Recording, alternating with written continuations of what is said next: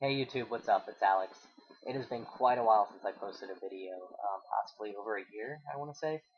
Um, but I am still here, and I'm actually going to have a new video here within the next 2 weeks, probably, to review a new binder that I just learned about. It is the GC2B binder. I'll put a link down in the description so that you guys can go to their website. They have two different styles of binders. One they call a half binder, and one they call a full tank binder.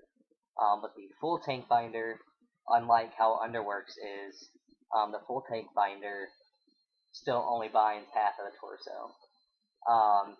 So I'm going to wear them each for about a week probably, or at least over the next week, alternate them and figure out, the pros and cons to them, how they feel, how they bind, which so far I can say they bind pretty well. So that review will be coming up here in the next week or two. That being said, other than that, there's not too many I don't know when my last video was, so if it was before September, then this will be news, and if it was after September, then it won't be. But I did have my total hysterectomy with bilateral salpingo-oophorectomy, if I said that right. That is where they take everything out, basically. And it was all laparoscopic. And I was actually really surprised with how well that went. I was back to work within 10 calendar days. So the next, literally a week. It was, actually, I think it was within 7 calendar days. I was back at work. And so I was surprised with how well that worked. I don't know how it happened, but it did. So I did have that done. And at that time, my insurance company decided to stop covering testosterone.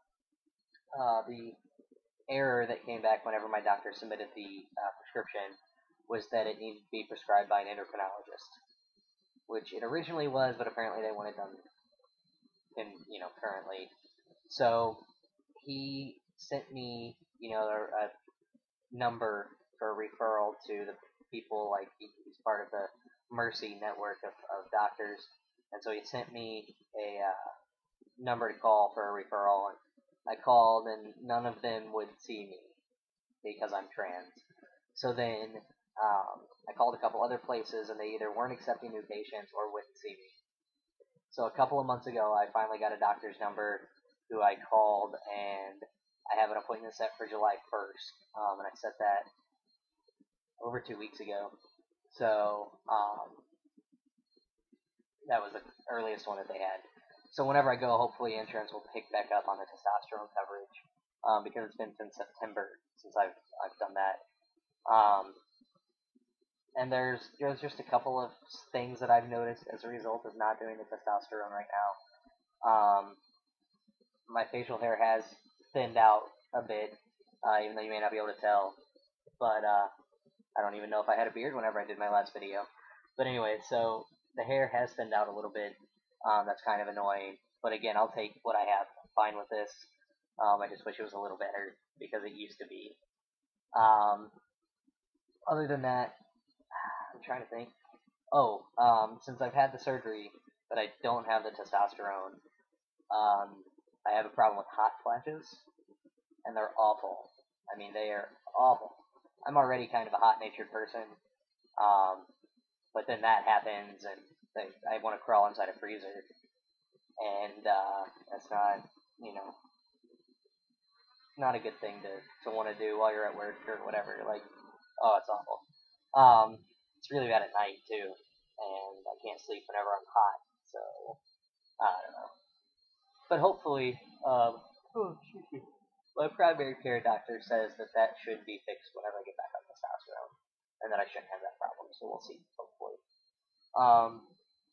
Still have not had top surgery and have not made much progress towards saving for it.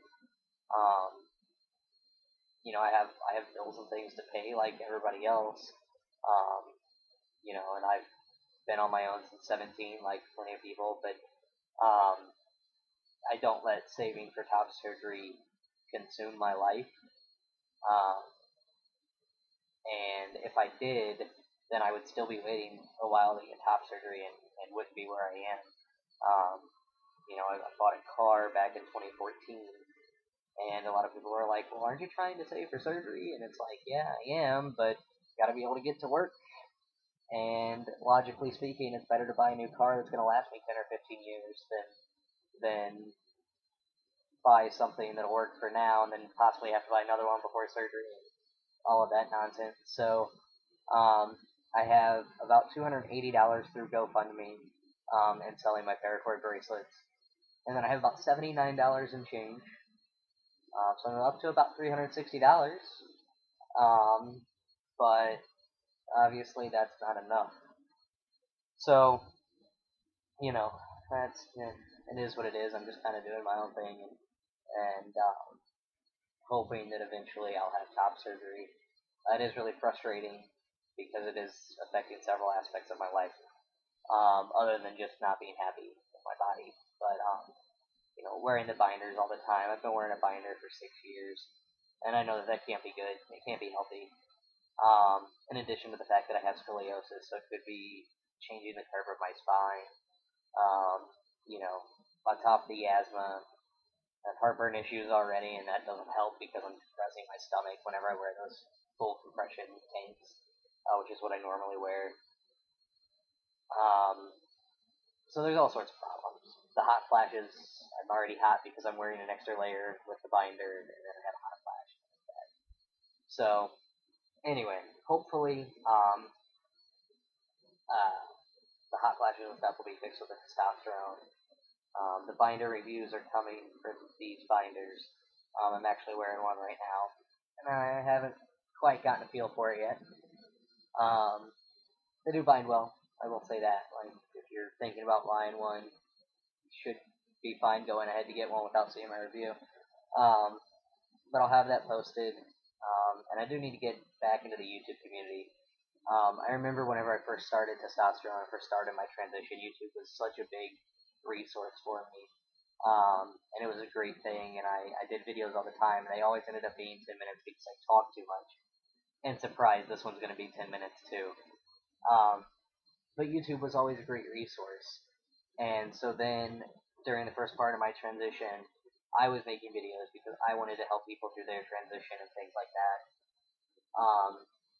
And I think there's a lot of instances where people kind of hit a plateau in their transition, and not much has been new, so I don't make videos, but I do want to get back into that. Maybe some people can send me some messages or comment with topic ideas, things that I can talk about,